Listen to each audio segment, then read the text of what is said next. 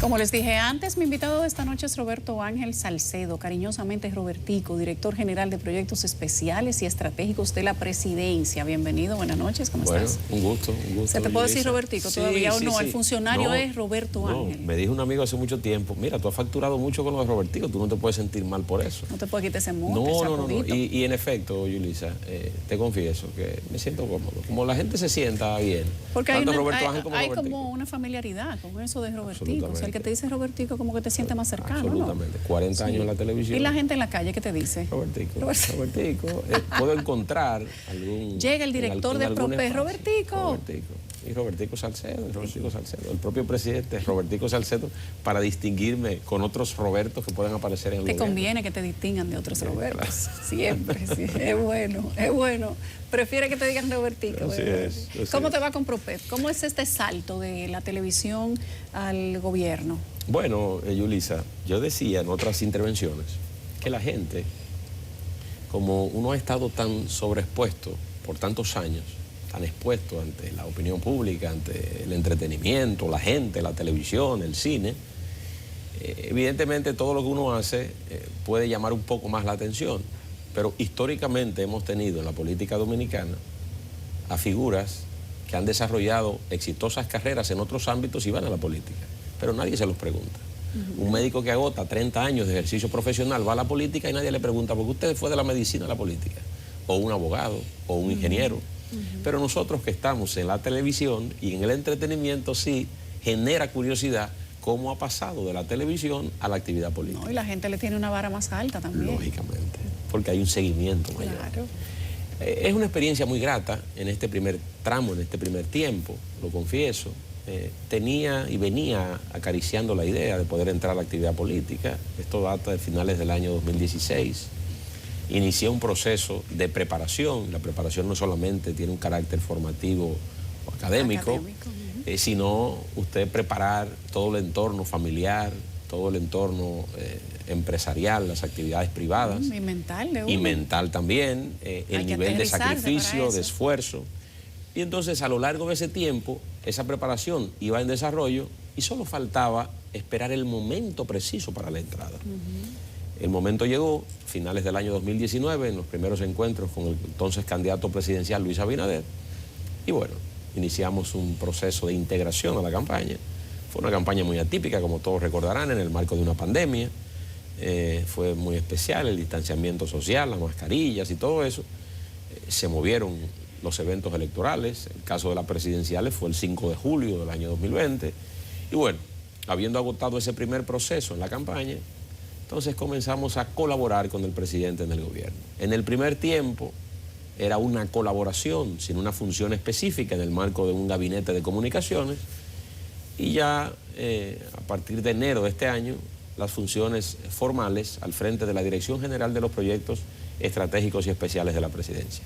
Un nombre un poco largo, pero... Pep, bueno, nosotros esperamos que tu salario sea tan grande como el cargo, porque la verdad es que tiene como 3 líneas. Es mucho. Pero no, ¿el salario es mucho o la línea? No, la línea es mucho. La línea es mucho. El salario... Pero he encontrado ahí, no sé. No, encontraste ese tamaño de ese cargo. ¿Esperabas ir a PROPEP? Porque se hablaba de otras cosas. Sí.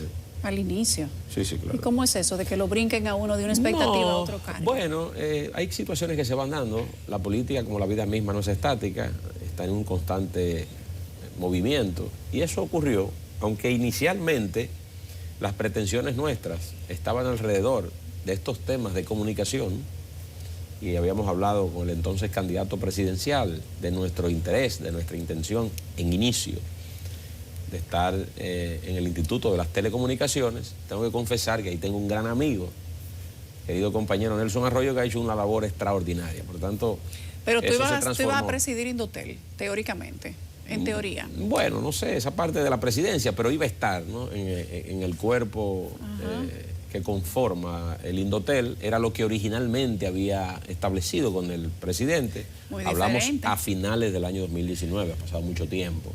Y las cosas se fueron transformando.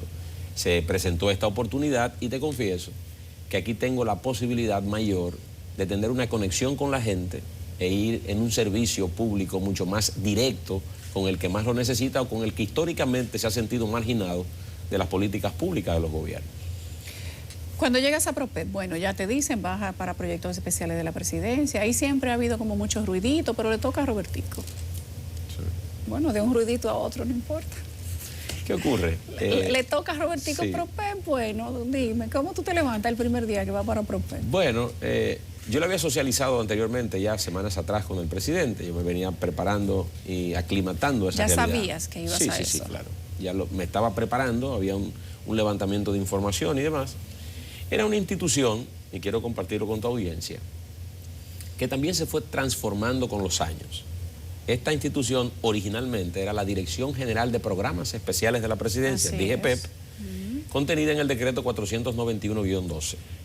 Recuerden que esta institución fue creada justo cuando comenzaba a aplicarse el 4% de educación en el año 2012. Quisqueya Aprende Contigo, la se genera, claro, se genera a través de ese programa el gran proyecto de Quisqueya Sin Miseria y sus componentes Quisqueya Aprende Contigo y todo lo relacionado a los temas educativos.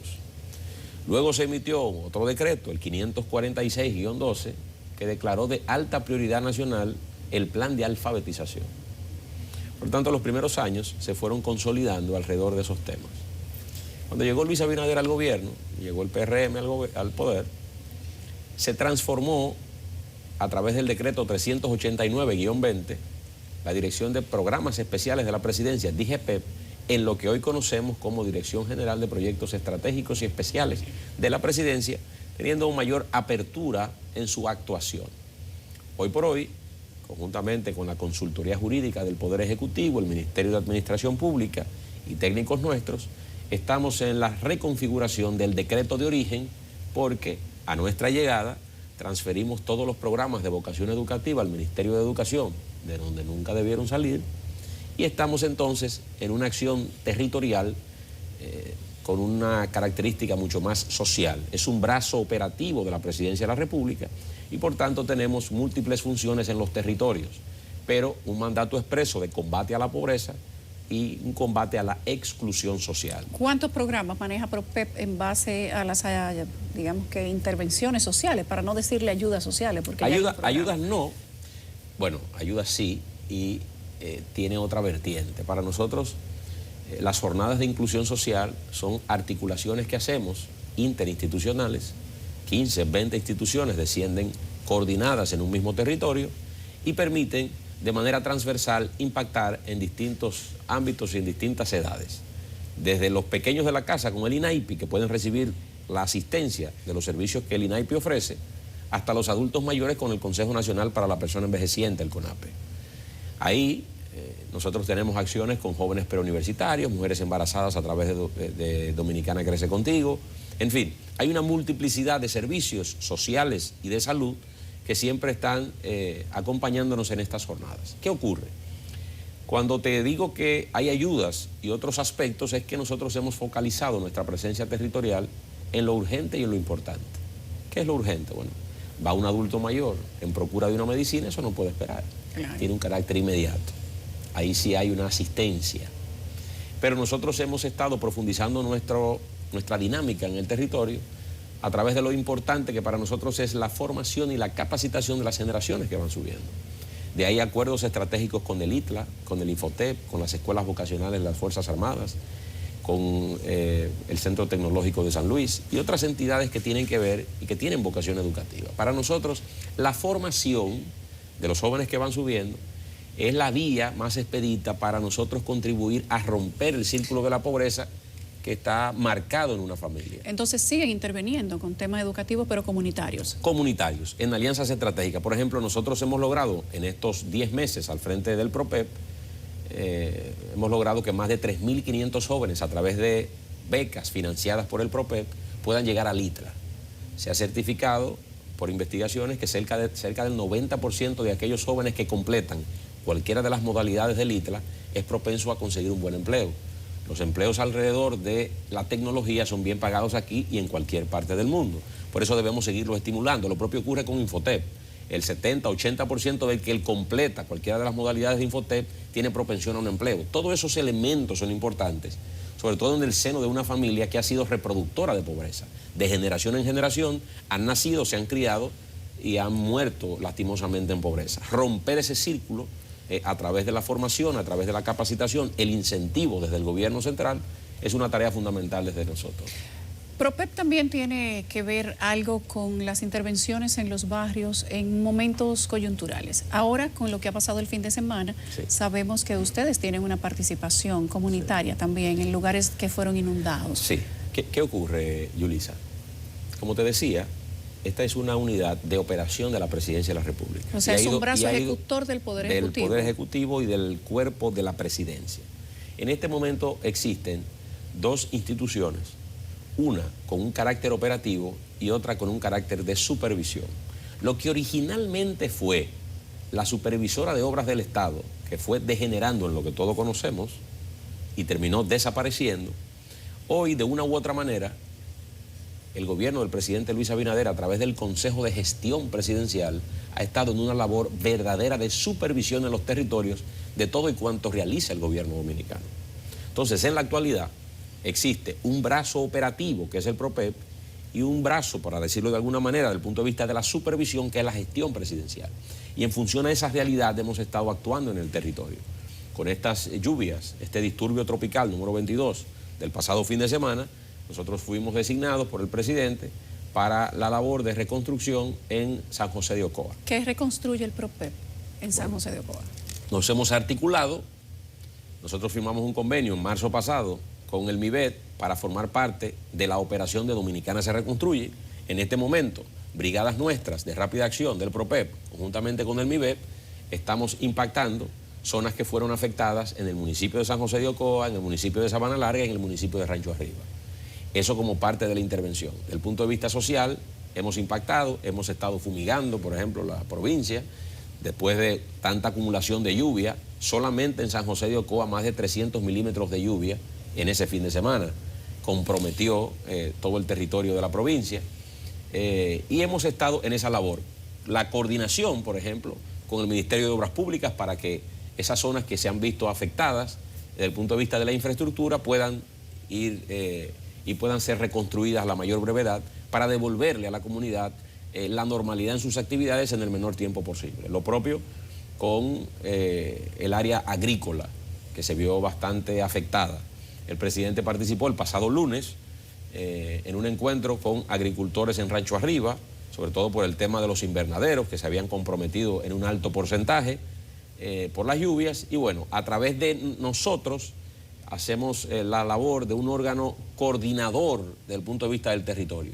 El ministro José Ignacio Paliza nos acompañó la pasada semana también con la directora del Plan Social de la Presidencia, el director de INESPRE, y entonces toda esa labor conjunta, coordinada por nosotros, permite que todas las agencias del gobierno que tienen algún nivel de participación en el territorio puedan cumplir con la labor y devolverle a la provincia su estado normal. ¿Cuánto está invirtiendo PROPEP, la presidencia a través de PROPEP para intervenir esa zona de Ocoa? Bueno, nosotros hemos tenido, todavía hay un levantamiento que no ha concluido, porque nosotros no hemos concluido en el territorio. Habiendo completado nuestra presencia en el territorio, vamos a compartir con todos los medios de comunicación la inversión total. Estamos todavía, hay una zona de la provincia de San José de Ocoa que ha estado todavía incomunicada, hay una zona del Pinar y otra zona de la Horma, en distintas zonas de la provincia todavía no se ha podido acceder, están los equipos de obras públicas en este momento. Ahí fue donde se cayó la carretera. En Sabana Larga se cayó un puente y ahí lastimosamente falleció un joven. Nosotros tuvimos la oportunidad de ir y compartir con la familia un momento muy difícil, de mucha calamidad. El presidente también fue a darle el pésame a la familia. Y entonces estamos en esa labor.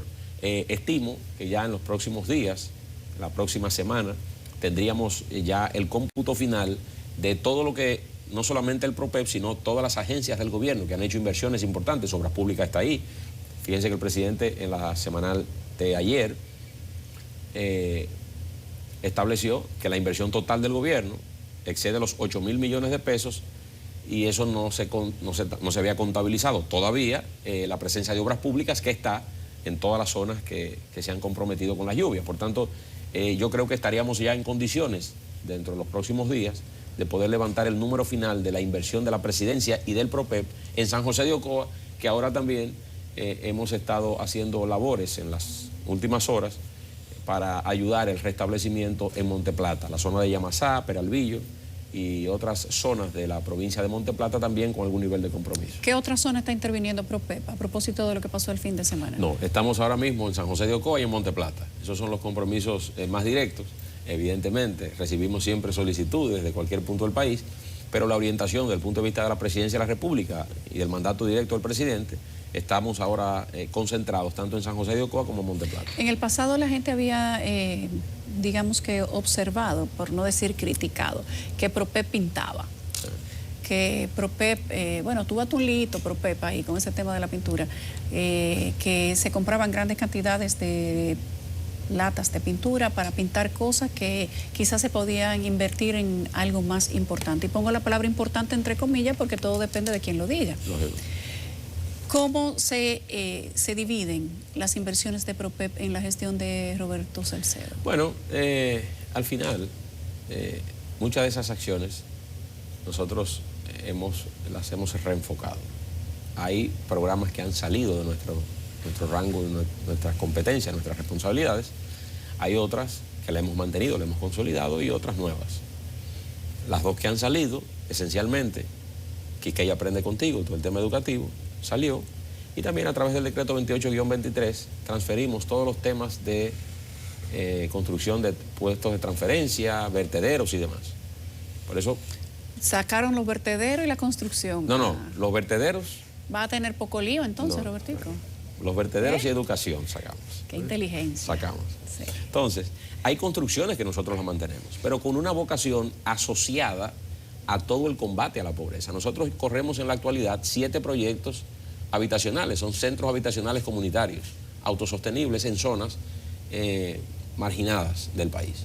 Corremos 2 proyectos en zonas de mucha pobreza en San Cristóbal, en Barahona, corremos uno de 50 viviendas, Montecristi, estamos aperturando uno en El Ceibo, en Nagua. Pero esto es a través de MIBET. A través de PROPEP. Directamente PROPEP. Nosotros. Tiene ahí, utilizamos material reciclable, materiales amigables al medio ambiente. Eso nos diferencia de la dinámica y de la operación que ordinariamente tiene el MIBET. Entonces esto nos permite una integración, sobre todo en zonas deprimidas.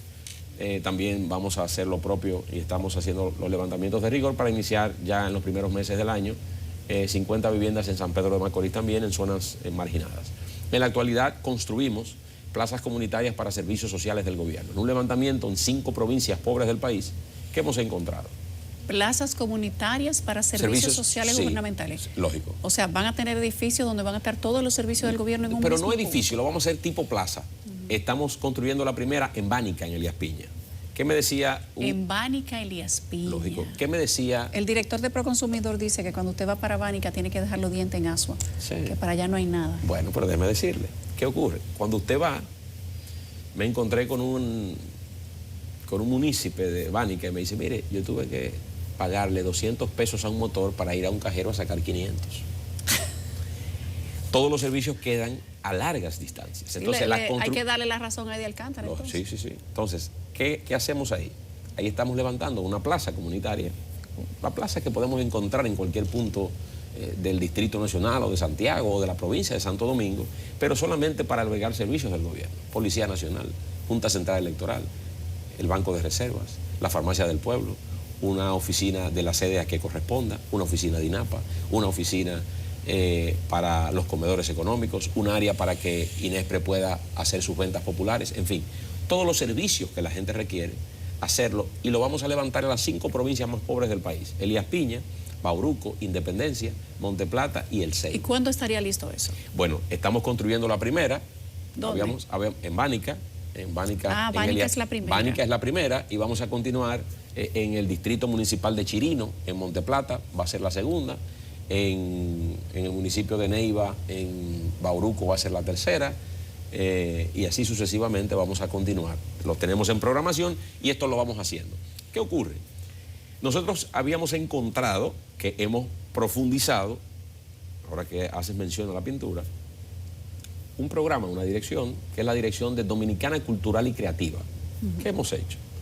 Un programa llamado El Paseo de los Colores. Hemos impactado más de 37 espacios urbanos en estos 10 meses en asociación con las alcaldías y los distritos municipales.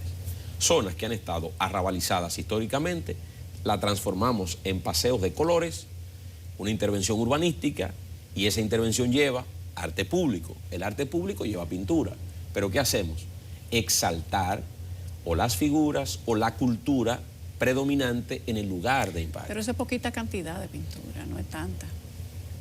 Yo acabo de entregar, o vamos a entregar en los próximos días, más de 2 kilómetros de arte público en La Vega, en el Paseo del Río, con el alcalde Kelvin Cruz. Nosotros estamos haciendo ahora, como parte de nuestra dinámica de intervención en Ocoa, en una de sus comunidades, estamos pintando con arte público una serie de edificios en el municipio cabecera de Ocoa, y lo hemos estado proyectando. Por tanto, yo creo que el arte público puede manifestarse, hay muchos artistas aquí. Puede cambiar el ambiente que tiene la gente, quizás. El arte siempre da una sensación de bienestar. Lógicamente, entonces los entornos en ese sentido, también cuando usted lo va transformando en ese orden y lo hace a través del color, es muy significativo. O sea, psicológicamente también hay un cambio de actitud alrededor del color y alrededor de la vistosidad que puede exhibirse a través del arte público. Sabes que PROPEP es una entidad que primero tiene mucha cercanía con el Poder Ejecutivo, segundo maneja muchos fondos y tercero tiene un alcance a nivel nacional. Sí. No tiene una jurisdicción limitada, por lo que te permite a ti y a los demás hacer una especie de exposición pública que luego les sirve para un camino político. Sí. Todo el que ha salido de PROPEP o de proyectos especiales se lanza algún tipo de candidatura. Sí. No lo sabías. No, eso es como el Ministerio de Educación, que todo el que llega ahí luego... No lo había reparado. Sí, descubre que tiene aspiraciones políticas. Descubre que tiene aspiraciones. En el camino. ¿Quiere que contemos para atrás? No tiene que contar. No es necesario. No es necesario. Okay, perfecto. Tienes aspiraciones electorales porque ya estás en el ruedo político, estás participando en una posición pública, en un sector político, estás en la presidencia de la República. ¿Has pensado participar en procesos electorales, no solamente políticos, digamos que una diputación, una senaduría, una alcaldía? Se hablaba de senaduría del Distrito Nacional, se hablaba de alcaldía del Distrito Nacional. Mira, Yulisa, todo el que llega a la actividad política, de una u otra manera, hace algún nivel de proyección. Claro. Es la lógica. Claro está. Y tiene que ser un aspiracional, porque lógico. Nadie quiere estancarse. La participación de la política no necesariamente tiene que asociarse a lo electoral.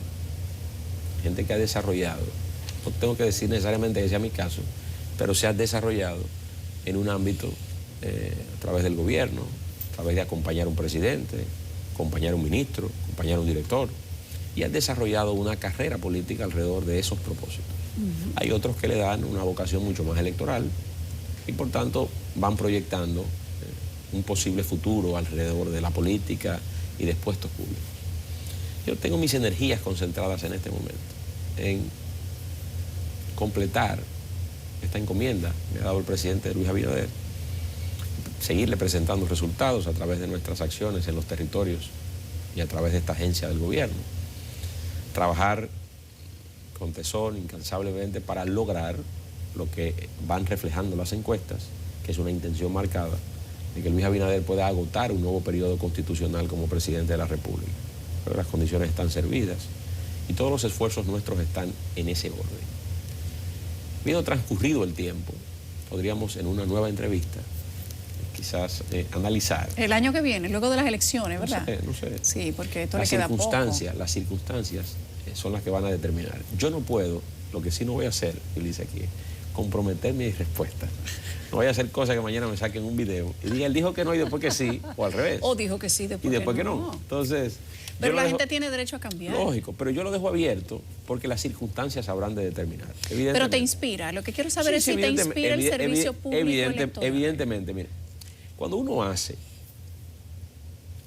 una inversión como la que estamos haciendo, de lo más valioso que nosotros tenemos, que es el tiempo y que no vamos a recuperar. Usted usted tiene que pensarlo bien. Y de ahí la preparación a la que hacía referencia al inicio de la entrevista. De nada vale usted formarse académicamente si anímicamente usted no tiene la disposición de trasladarse a puntos remotos del país para procurarle solución a una familia, a un sector, a una comunidad. Por tanto, todo este esfuerzo tiene que conectarse con el corazón, la mente, todos los sentidos, y entender que es un proceso lógico, pero que es un proceso que se aprecia, que se trabaja con respeto, con mucha dignidad, con mucho enfoque, con mucha disciplina, y eso es lo que tratamos de imponerle a cada una de nuestras acciones. ¿Tus planes futuros de los próximos 5 años, entonces? ¿Mis planes? Planes a los próximos 5 años. Bueno, seguir consolidando una carrera política, una imagen política, que la gente dentro del gobierno entienda. Entiendo que sí. ¿Y la película? Vamos a hacer, todo eso continúa. ¿Y los programas de televisión? Todo eso continúa. No. Yo he estado, que te voy a invitar, he estado grabando unas entrevistas en la semana, que la coloco los domingos, la coloco en mi canal de YouTube.